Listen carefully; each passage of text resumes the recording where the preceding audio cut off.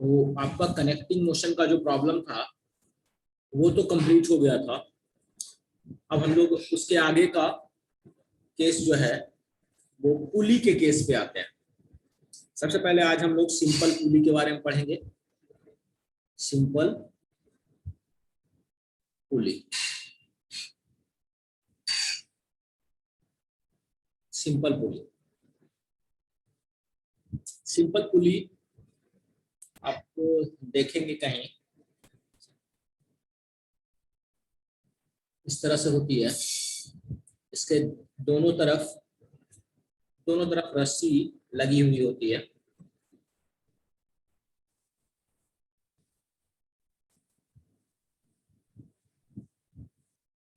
दोनों तरफ इसके रस्सी लगी हुई होती है।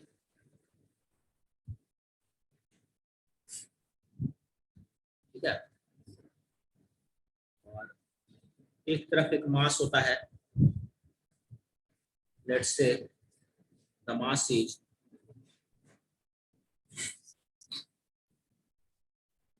m1 एंड दूसरी तरफ भी कोई एक मास होता है उसी रस्सी से जुड़ा हुआ, जिसका मान वैल्यू जो है वो मान लीजिए m2। ठीक है। हेयर इसको हम लोग एक और नाम से जानते हैं, इसको एटवुड मशीन भी बोलते हैं। Atwood machine. ठीक है। सिंपल पुली है, कुछ नहीं, जस्ट एक पुली है, उसके साथ एक रस्सी इस पार और उस पार करके रखा हुआ है, जो कि दो ब्लॉक से जुड़ा हुआ है। दोनों ब्लॉक के मास m1 और m2 है। Here pulley and rope both are considered massless, क्योंकि जहां मास आती है, पुली का रोटेशन हो रहा है, वहां रोटेशन का टॉपिक का भी बहुत सारा चीज आ जाएगा। लेकिन अभी हम लोग प्योर जो है न्यूटन्स लॉ ऑफ मोशन पढ़ रहे हैं। अभी यहाँ रोटेशन को मिक्स करना गलत हो जाएगा, आपको कॉन्सेप्ट नहीं सिखा पाएंगे उस तरीके से, है ना। तो यहाँ पे क्या है कि पुली और रोप दोनों को मासलेस रखा गया। पुली और रोप दोनों को मासलेस रख दिया है। अब देखिए यहाँ पर एक मास m1 है और दूसरा मास m2 है। ठीक है। किस तरह से इसको सॉल्व करेंगे? जो मास हैवी होगा वो मास क्या करेगा, इस पूरे सिस्टम को ड्राइव करेगा नीचे की ओर। ठीक है। Let's say here m1 is greater than m2। Let's say, है ना। अगर m1 m2 से ज्यादा है तो अगर मैं इसका फ्री बॉडी डायग्राम बनाऊंगा तो how it will go. m1 will go downward with this। अगर a एक्सेलरेशन से जाएगा, यहां नीचे क्या लगेगा, m1g लगेगा, और यहां ऊपर क्या लगेगा, टेंशन t लगेगा। ठीक है। और m2 के साथ क्या होगा, क्योंकि m2 उसी रस्सी से जुड़ा हुआ है, तो अगर m1 नीचे आएगा तो वो m2 को ऊपर लेकर जाएगा। m2 को क्या करेगा, ऊपर लेकर जाएगा विद सम एक्सेलरेशन, उसी एक्सेलरेशन से, क्योंकि सेम कनेक्टेड है साथ में। टेंशन भी सेम रहेगी क्योंकि रस्सी सेम है, और नीचे लगेगा इस पे m2g। तो ये फ्री बॉडी डायग्राम 1 हो गया and this is free body diagram 2। अगर हम फ्रॉम वन देखें तो बॉडी नीचे आ रही है, it means m1g is greater then t, so I can write here net force is m1g minus t equal to mass into acceleration, Newton second law। from to acceleration ऊपर है तो लिख सकते हैं t minus m2g equal to m2a, और यहां हो गया m1 minus m2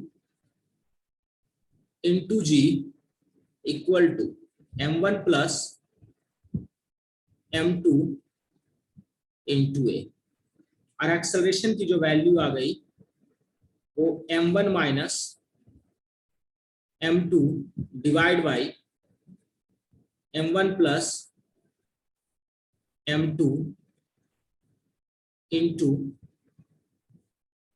g, and this is the value of acceleration.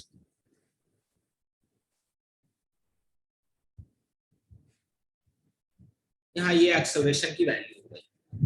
अब रही बात टेंशन की, तो किसी भी एक इक्वेशन में हम एक्सेलरेशन की वैल्यू पुट करते हैं, like from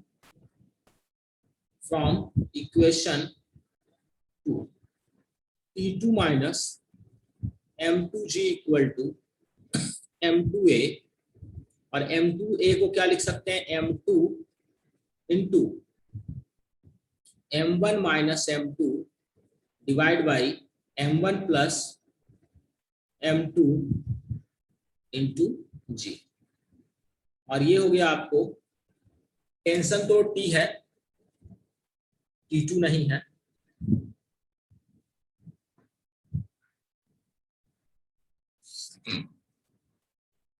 So here it is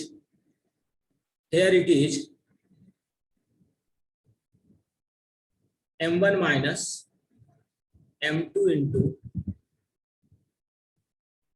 m2g divided by m1 plus m2 plus क्या हो गया, m2g, एंड इसको सॉल्व करने से आपको मिल जाएगा 2m1 m2 divide by m1 plus m2 into G. So equation of tension जो आपको आ गया यहाँ पे 2m1 m2 divide by m1 plus m2 into, ये इक्वेशन ऑफ आपका टेंशन है। ठीक है, इसको सॉल्व करेंगे, m2g को कॉमन ले लीजिए, सॉल्व करिएगा, 2m1 m2 divide by m1 plus m2 into G आ जाएगा टेंशन। क्या ये एक एक स्टेप क्लियर है सभी को? क्या सारे स्टेप क्लियर है बच्चों?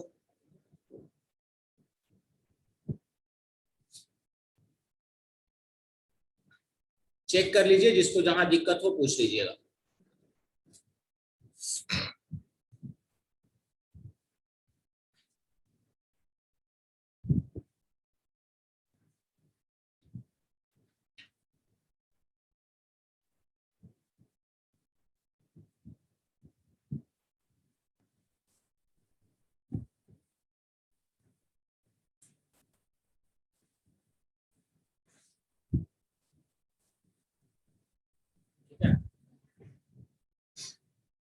इन दोनों को जोड़ेंगे, ये और ये कैंसिल हो जाएगा, आपको मिल जाएगा आपको m1 माइनस m2, इन दोनों को जोड़ रहे हैं, ठीक है ना, प्लस किए, और प्लस करने से आपको मिल जाएगा एक्सेलरेशन।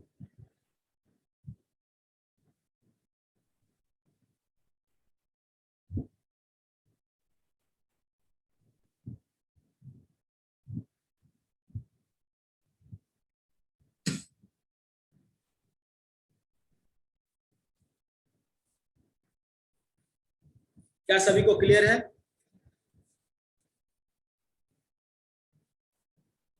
बच्चों? Yes sir.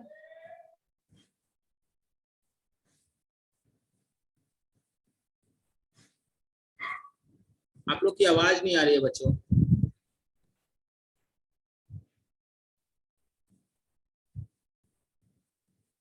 Sanoj, Muskan, Nisha, Puja and HP कौन है वो भी बता दीजिए। यस सर, क्लियर है।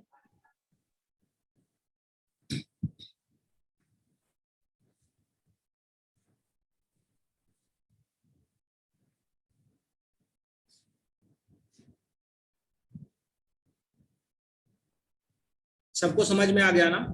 ठीक है। अच्छा, इसका एक शॉर्टकट से भी हम लोग कर सकते हैं, ठीक है।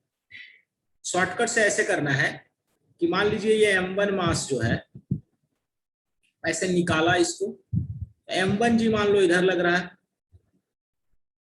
ठीक है, ये रस्सी है और ये क्या लग रहा है आपको, M2, तो ये M2G लग रहा है। आपको पता है कि M1 भारी है तो M1G is greater than, so acceleration equal to direct लिख सकते हैं M1G minus M2G divide by M1 plus M2, क्योंकि बॉडी एक्सेलरेट इधर करेगी, and this is equal to M1 minus M2G upon M1 plus M2।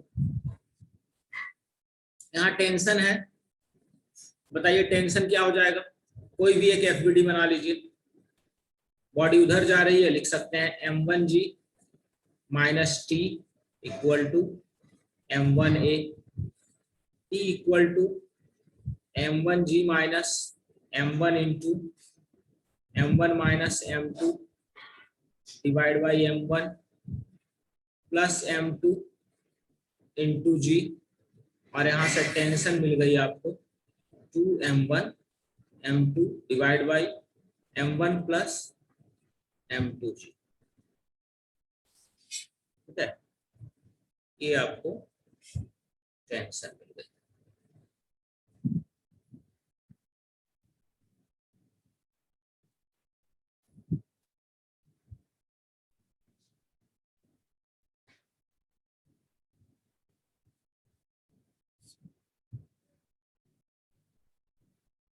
आप direct भी निकाल सकते थे, लेकिन वो तरीका सबसे बढ़िया तरीका है। जैसे देखिए क्वेश्चन इस फॉर्म का रहेगा आपको,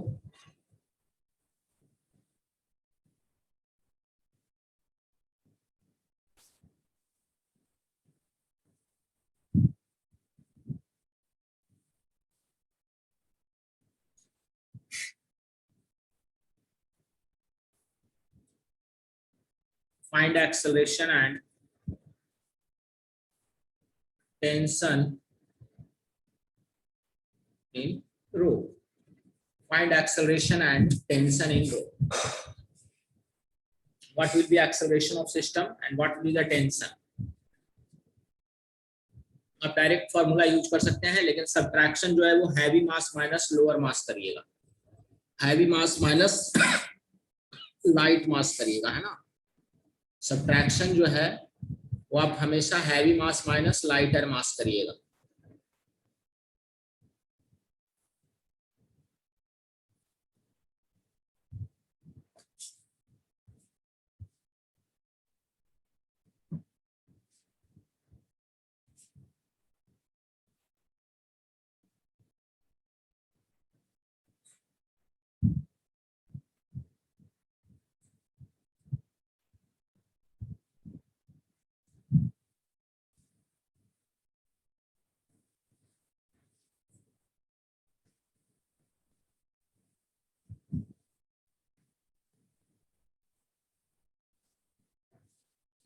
देखिए बच्चों, एक्सेलरेशन की वैल्यू क्या हो जाएगी, एक्सेलरेशन इक्वल टू हो जाएगी आपकी M2 माइनस M1 बटा M2 plus M1 into G, तो 20 माइनस 10 बटा 20 प्लस 10 इंटू G। तो यहाँ से आपको एक्सेलरेशन मिल गया 10/30 G, इसको लिख सकते हैं आप G/3 metre per second. So acceleration की वैल्यू आपको G/3 metre per second square आ गई। अब टेंशन की अगर बात करें तो इसको कॉपी करिए,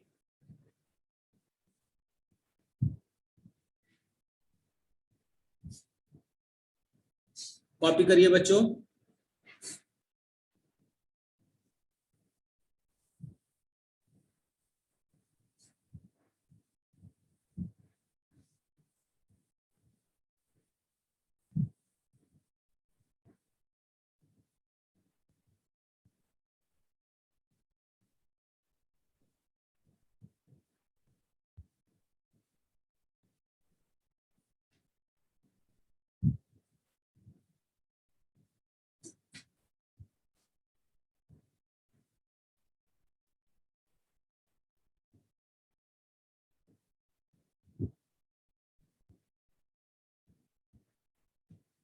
टेंशन क्या हो जाएगा बच्चों? टेंशन हो जाएगा 2m1 m2 बटा m1 प्लस m2 इंटू जी। 2 इंटू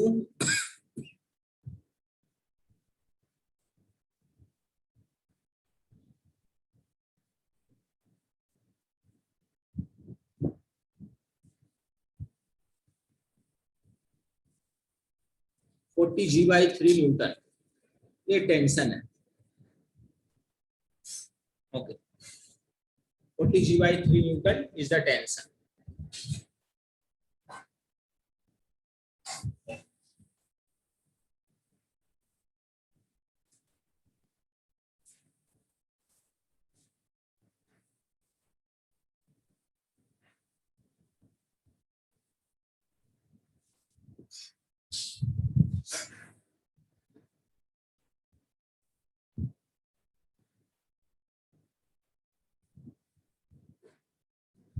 देखिए अगर यहाँ टेंशन टी है तो यहाँ भी टेंशन टी, टेंशन टी, यहाँ भी टेंशन टी, ठीक है।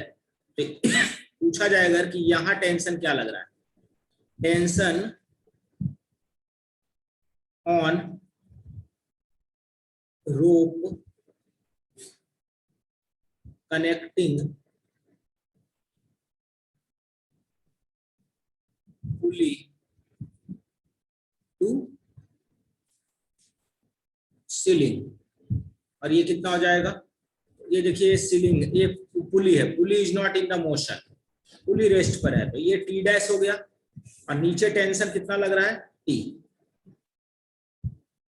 We can say T dash equal to क्या कर सकते हैं हम इसको? 2t बोल सकते हैं।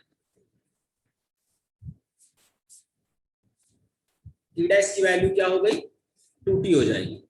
और इसको लिख सकते हैं आप, इसको लिख सकते हैं आप 2 into 2m1 m2 divide by m1 plus m2 into G. कोई अगर आपसे पूछे कि what is the force applied by pulley on the ceiling, या what is the force applied by ceiling on the pulley, then it is 2t, double of the tension, it is 2t। And 2t की value क्या हो जाएगी? 2 into 2m1 m2 divide by m1 plus m2 into G. Any doubt here?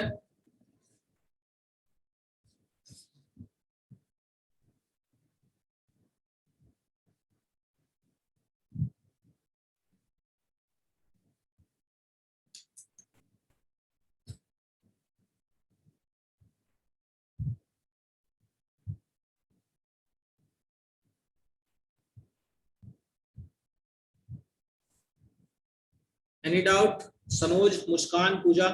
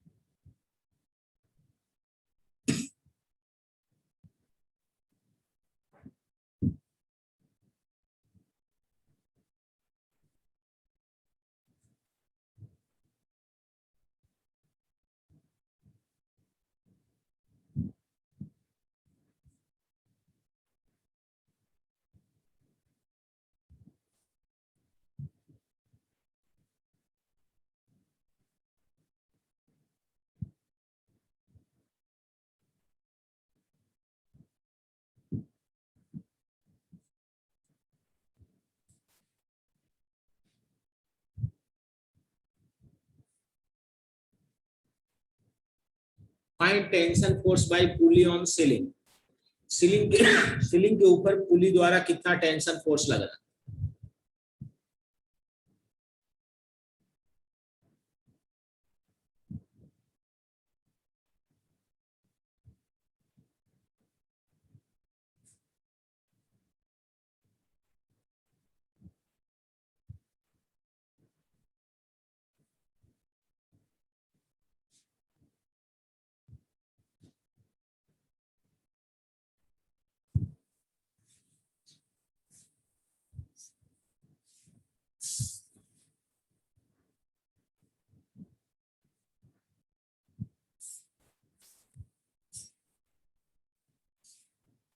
यहाँ क्या हो जाएगा ये बच्चे, सबसे पहले तो आप t निकालिए और यहाँ पर क्या लगेगा 2t, ये t होगा, ये t होगा, यहाँ पे 2t लगेगा। t की वैल्यू क्या हो जाएगी,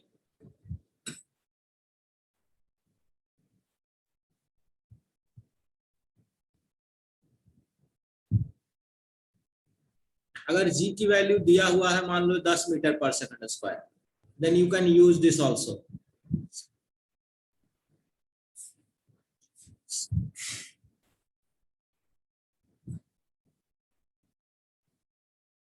एट 800/3 न्यूटन। सो 2t का मान क्या होगा, 2t की वैल्यू क्या हो जाएगी 2 into 800/3 and we can say it is 1600/3 Newton and this will be the tension 2t.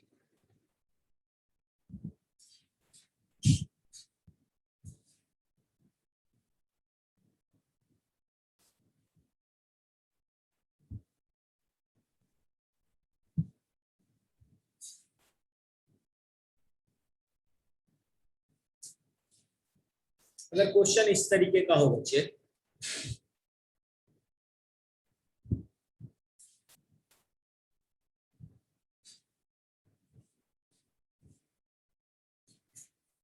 अगर ये m1 हो,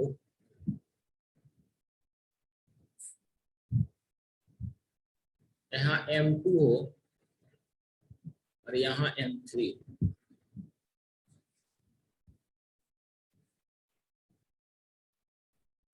ये T1 है, ये आपका T2 है। आपसे पूछा जाता है फाइंड T1 एंड T2। अगर इस तरह का सवाल हो जहां एक मास नहीं, एक मास और कनेक्टेड, समझ रहे, एक मास और कनेक्टेड हो, कैसे सॉल्व करेंगे इसको,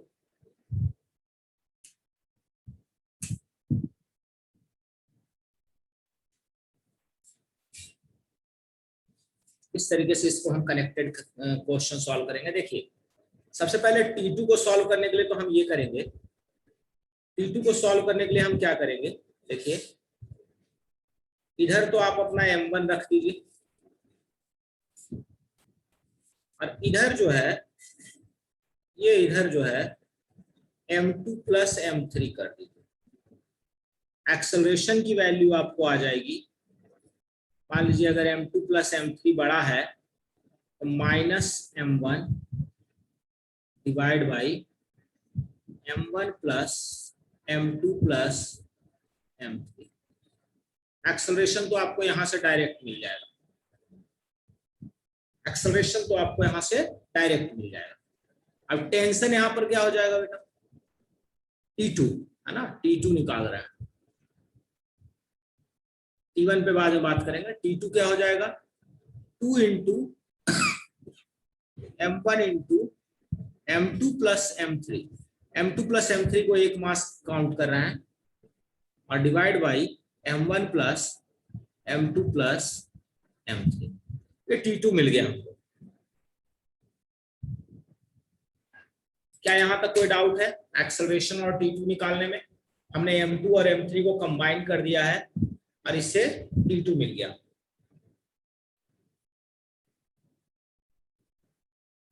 कोई दिक्कत है बच्चों,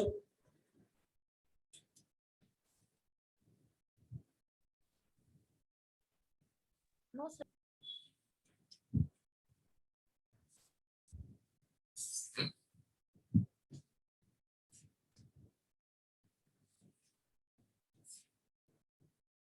अब बात उठती है T1 की।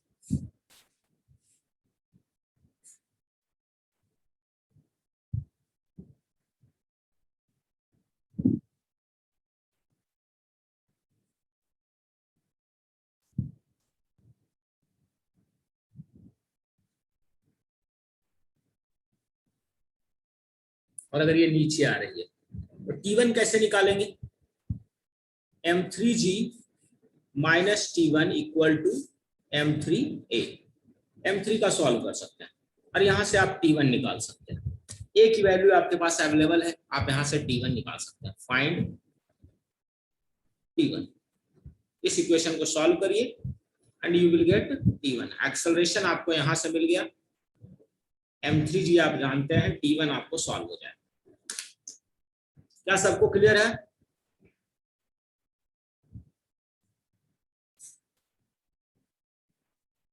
क्या ये सबको क्लियर है बच्चों?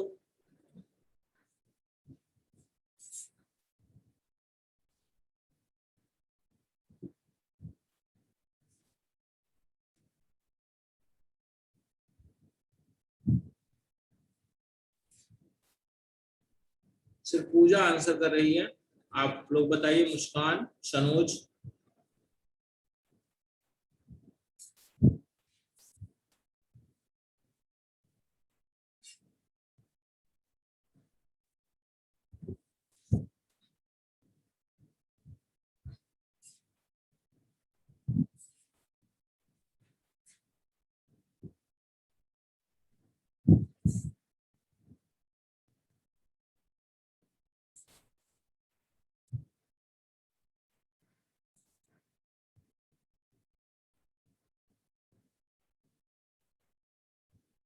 लिख लीजिए, इसको कॉपी करिए।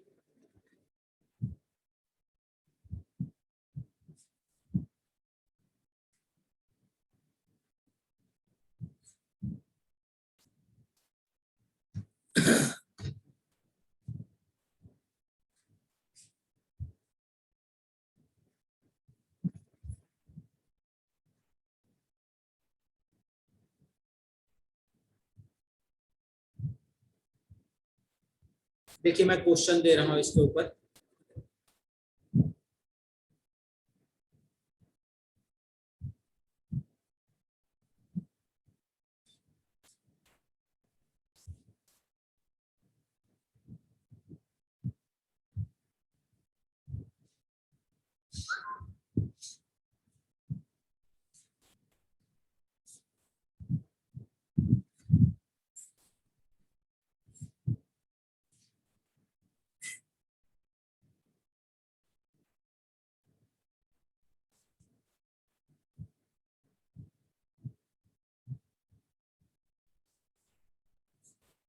Find T1 and T2।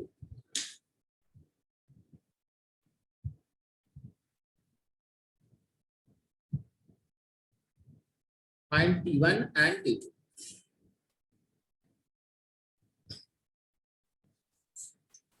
सबसे पहला काम करिएगा एक्सेलरेशन निकालने का। हैवी मास किधर है? 50 है। 50 minus 10 plus 20 divide by 50 plus 10 plus 20 into G. ये हो गया 20 g/80। और इसको हम कह सकते हैं g/4 metre per second square. g/4 metre per second square. ये एक्सेलरेशन की वैल्यू हमें मिल गई।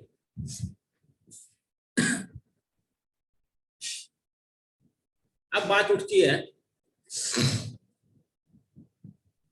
कि एक्सेलरेशन तो मिल गई, अब T1 कैसे निकालें?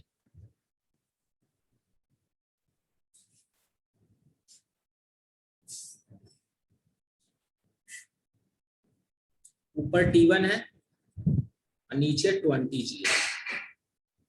अब देखिए ये अगर नीचे आ रहा होगा तो ये ऊपर जा रहा होगा, ऑब्वियस सी बात है। अगर ये A एक्सेलरेशन से नीचे आ रहा होगा तो ये ऊपर जाएगा, कि हैवी मास इधर है, तो इसके साथ क्या होगा? ये ऊपर जाएगा। क्या लिखेंगे equation? T minus 20g equal to 20A। T equal to 20g plus 20A की जगह g/4 और T इक्वल टू हो गया आपको 20 into 5g/4 and tension will B 25 g Newton. G की वैल्यू 9.8 हो तो आप 9.8 रख लीजिए। G की वैल्यू अगर 10 हो तो 10 रख सकते हैं आप। क्या ये पोर्शन सबको क्लियर है? कॉपी करिए इसको, जहां दिक्कत है पूछिए।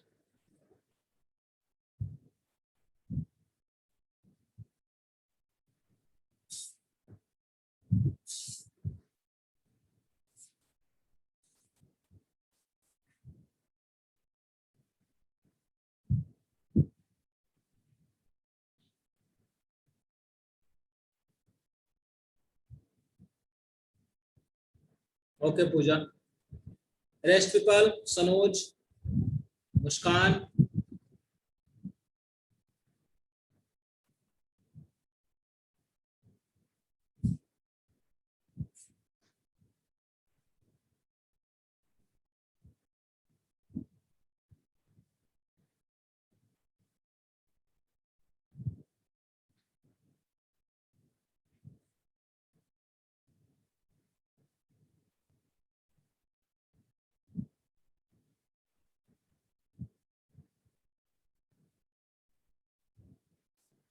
अगर मास एक तरफ कनेक्टेड, एक और प्रॉब्लम दे रहा हूं दूसरे टाइप का।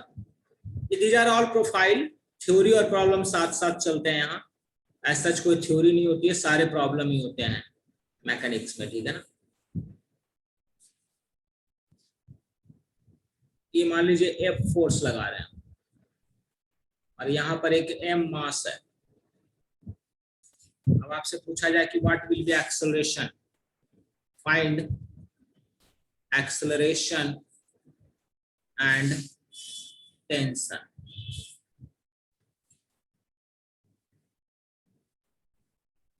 एक्सेलरेशन ऑफ मास क्या होगा और टेंशन इन स्ट्रिंग क्या होगा। सबसे पहले तो टेंशन को सॉल्व करते हैं।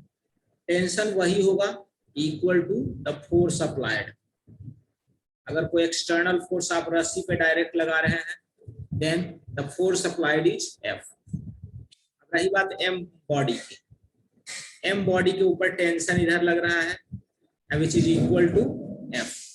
एम बॉडी इधर एम जी है और ऊपर की ओर इसके पास एक्सेलरेशन होगा। So I can write F minus M G equal to M A. So acceleration will be F minus M G बटा M. So acceleration I can write F upon M minus जी, और T की value आपको F के बराबर ही होगी। जो आप force लगा रहे हैं वही टेंशन है। बताइए, समझ में आया?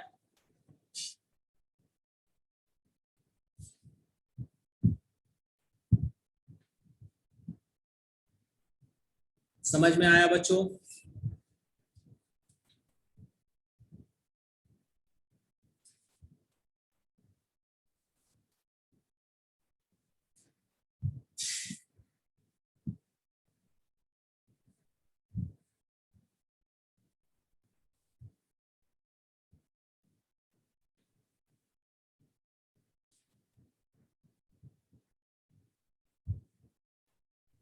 चलिए लिख लीजिए, इसको कॉपी करिए।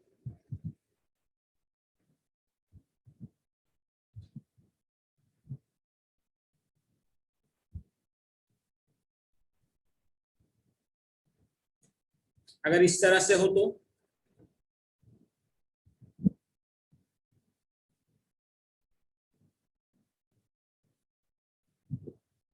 ये एम हो,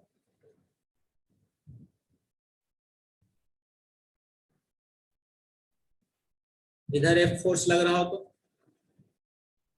तब भी चीजें वही रहेगी। टेंशन क्या रहेगा? टेंशन बराबर एफ हो जाएगा। और एम मास के साथ क्या होगा? इधर टेंशन लगेगा and that is equal to F. ये एम है, इधर एम जी होगा, इधर एक्सेलरेशन होगा। So acceleration will be F minus M G बटा M and this is F upon M minus G. रही बात, अगर हम इसको किसी एंगल पे डाल के भी देख लेते हैं कि एम मास है, यहाँ पे हैंगिंग है,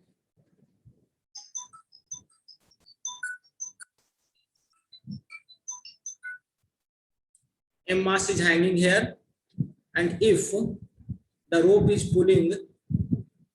pulled by a force at some angle theta, इसी एंगल थीटा पर अगर इसको पुल किया गया है, तब भी आपका जो टेंशन है, tension is not going to change.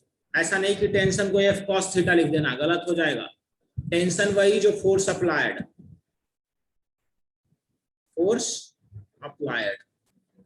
So again, condition with M will remain same. Condition with M will remain same, and this will be mg, and body is being pulled in upward direction. So I can write here T equal to Fa. T equal to Fa. So I can write here F minus mg equal to ma, and we can write A equal to Fym minus g. In all the cases, whether you are pulling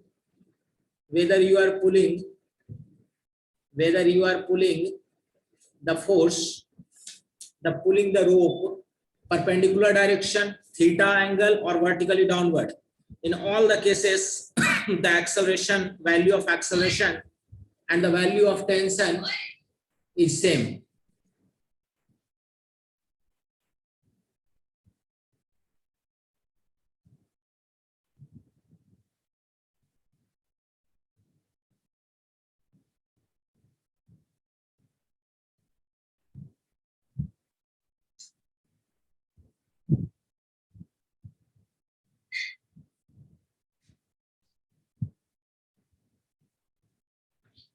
clear है बच्चों?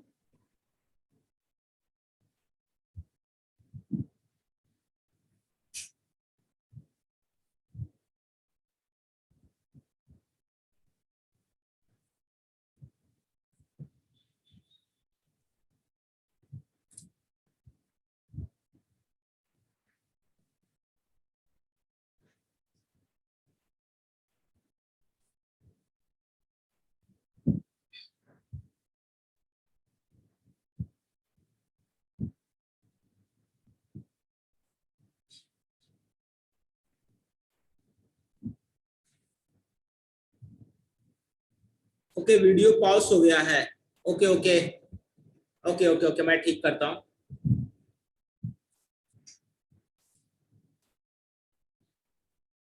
ठीक करता हूँ, मैं देखा नहीं बच्चों, video pause हो गया है।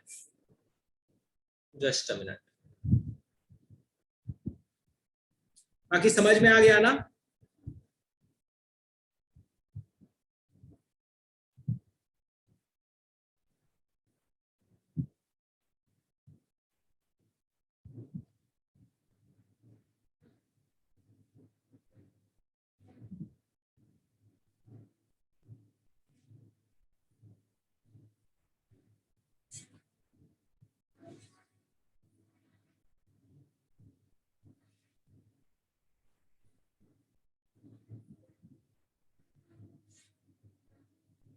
एक second.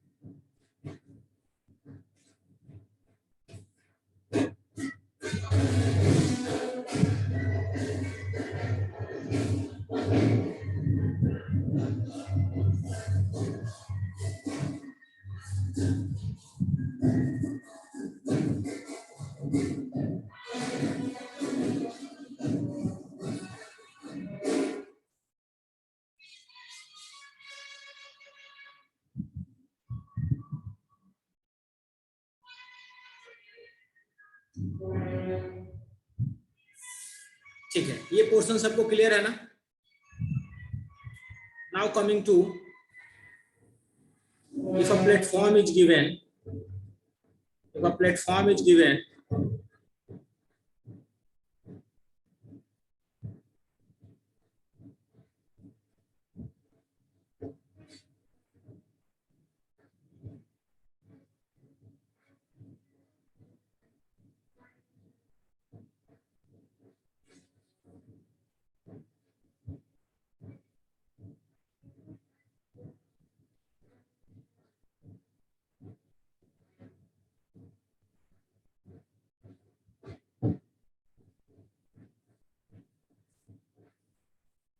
Frictionless surface,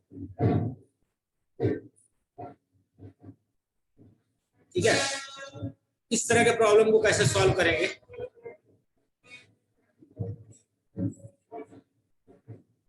There is so much noise.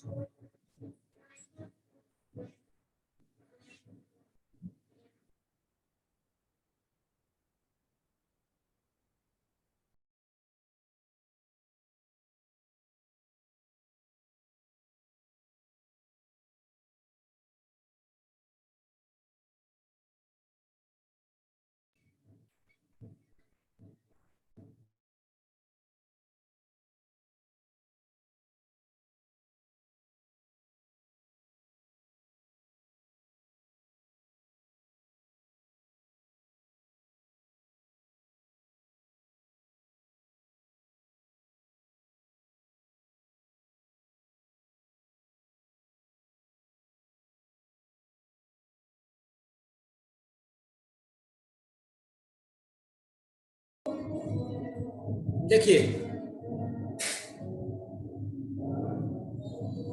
यहां पे ध्यान दीजिए, इस तरह का अगर प्रॉब्लम हो तब कैसे सॉल्व करेंगे? यहां जो है खींचने वाली बॉडी सिर्फ M2 है, ये खींच नहीं रही है क्योंकि इसके पास कोई वर्टिकली डाउनवर्ड फोर्स नहीं है। So how we will make the FVD?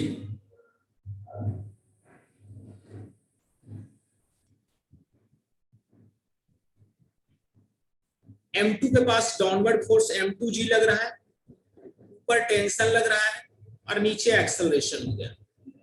इसके पास सिर्फ इधर की ओर टेंशन है और एक्सेलरेशन है। फ्रिक्शनलेस सरफेस है, there is no friction, so here we will write T equal to M1A equation 1, और ये 2 है तो लिखेंगे M2G minus T equal to M2A equation 2, and we will add them, and we can write here M2G equal to M1 plus M2A, and A will be M2G divided by M1 plus M2.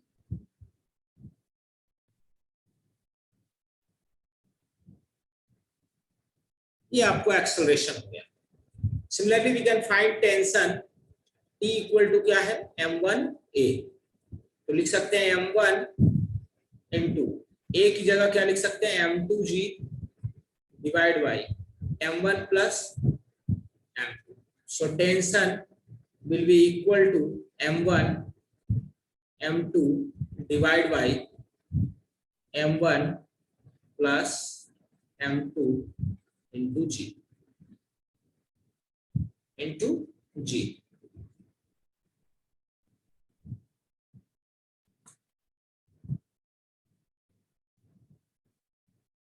यहां से ये हो गया आपको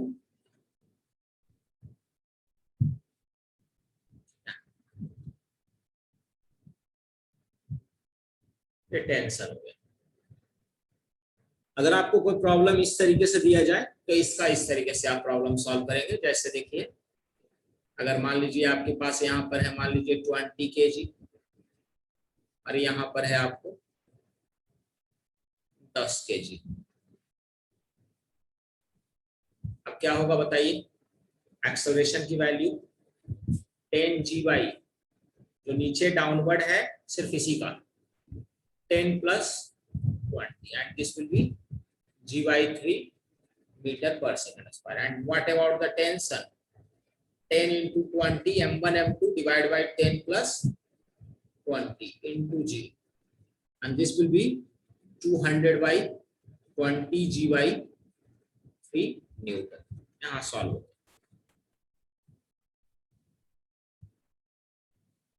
क्या ये समझ में आया बच्चों?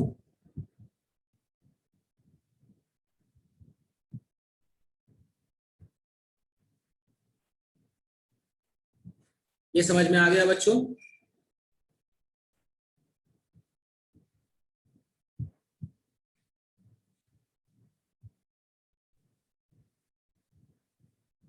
ठीक है, फिर कॉपी कर लीजिए। आज के लिए इतना ही रहने देते हैं। नहीं समझ में आया पूजा?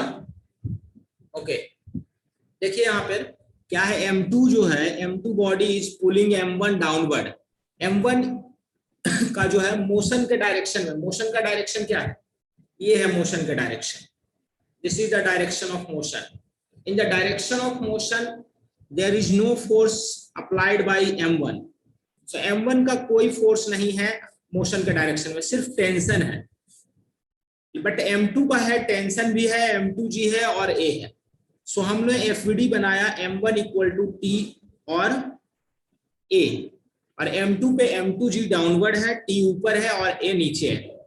सो अगर इक्वेशन लिखें तो T equal to M1A first equation हो गया, सेकंड इक्वेशन हो गया आपका M2G minus T equal to M2A, net force equal to mass into acceleration. After adding tension cancel out हो गया, M2G equal to M1 plus M2 into A and acceleration becomes M2G divided by M1 plus M2. Acceleration एक बार आपको मिल गया, so from the equation first T equal to M1A, you can find T equal to M1 into A की जगह M2G divided by M1 plus M2 and tension will be M1 M2G divided by M1 plus M2। और उसी पे मैंने question कर दिया, M2 की जगह 10 kg रख दिया और M1 की जगह 20 kg रख दिया, एक्सेलरेशन निकाला, टेंशन निकाला। Any doubt?